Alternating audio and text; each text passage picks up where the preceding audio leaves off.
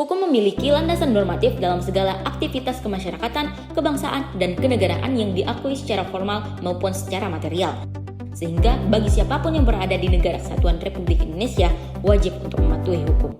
Akan tetapi karena adanya perbedaan keinginan dan kepentingan seseorang dengan yang lainnya dapat mengakibatkan terjadinya benturan sehingga menimbulkan konflik dalam masyarakat. Akhir-akhir ini kerap terjadi aksi kriminalitas yang terjadi di berbagai wilayah Indonesia, seperti tawuran, pembunuhan, dan tindak kekerasan lainnya.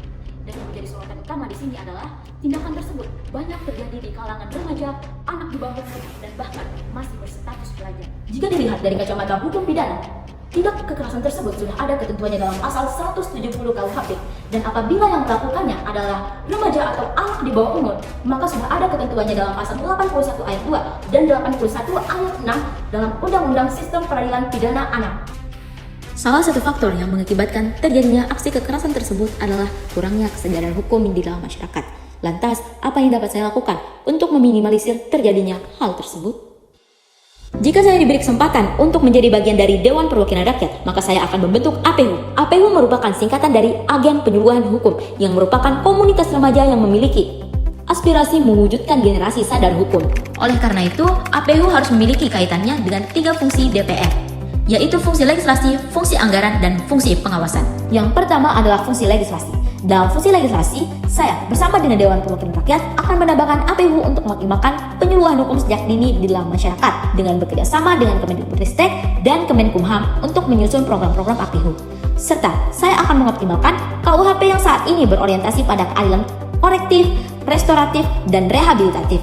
Sehingga para pelaku tindak kekerasan tersebut tidak hanya diberikan hukuman oleh negara berupa tindak pidana, tetapi juga harus dipulihkan dan direhabilitasi. Yang kedua adalah fungsi anggaran. Dalam fungsi anggaran, di sini saya bersama Dewan Perwakilan Rakyat akan menata dana APBN untuk memfasilitasi program-program yang telah diusulkan oleh APHU, seperti kuis atau perlombaan yang berhubungan dengan penyuluhan hukum yang diadakan. Ketiga adalah fungsi pengawasan. Dalam fungsi ini akan diadakannya kerjasama bersama Polri dan Kemenkumham untuk memberikan literasi, bimbingan, serta pengawasan. Dan diadakannya pertemuan bulanan sangat penting karena akan ada evaluasi. Sebagai remaja yang akan menjadi penerus pemimpin bangsa, sudah seharusnya kita bersama-sama menuntun masyarakat agar paham dan sadar akan hukum. Melalui agen penyuluhan hukum, diharapkan keinginan remaja untuk mewujudkan generasi sadar hukum segera terrealisasikan.